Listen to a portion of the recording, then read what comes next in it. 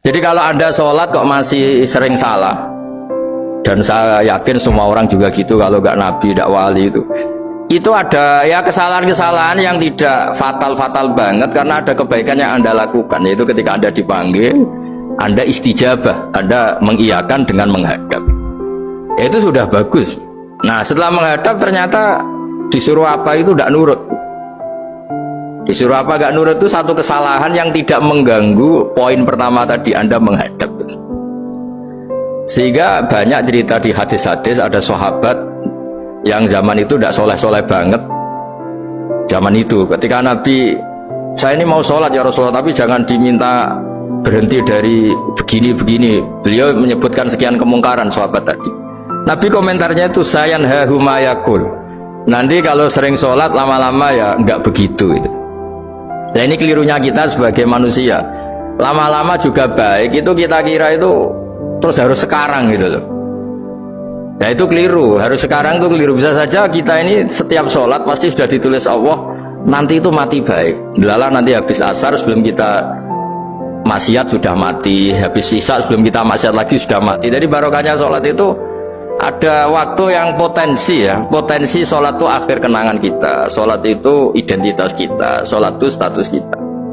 Nah, karena kita sholat itu pakai niat, niat itu komitmen. Sementara kalau Anda maksiat itu tidak pakai niat, karena zallah. Zallah itu ya ada niat maksiat, tahu-tahu mungkin di bis ketemu orang cantik, terus agak jelalatan, tapi kan tidak niat. Tapi kalau sampai sholat kan datang ke masjid, bayangkan diimami ini, nanti kamu takbir, nanti kamu baca ini, baca ini. Jadi benar-benar komitmen, itu status kita. Kata Said Zabidi disebut mautinuhu wa haqiqatuh. Baiknya umat Islam itu kalau taat itu mautinu, itu alamat resminya, itu statusnya, kata Said Zabidi. Tapi kalau dia maksiat itu zallah, zallah itu kepleset. Jadi tidak pernah jadi status kita. Semoga semua maksiat kita ini tidak status tapi zallah. Jadi ketika taat itu status hakikat kita, maka falubudiyah ya haqiqatuh wa mautinuhu wa dzatuh. Ini kata Said Abdul Az-Zabidi pengarang Itham. Orang Islam itu orang yang ketika ibadah itu identitasnya betul, ketika ibadah itu Allahu Akbar, dia berharap rahmatnya Allah gini-gini.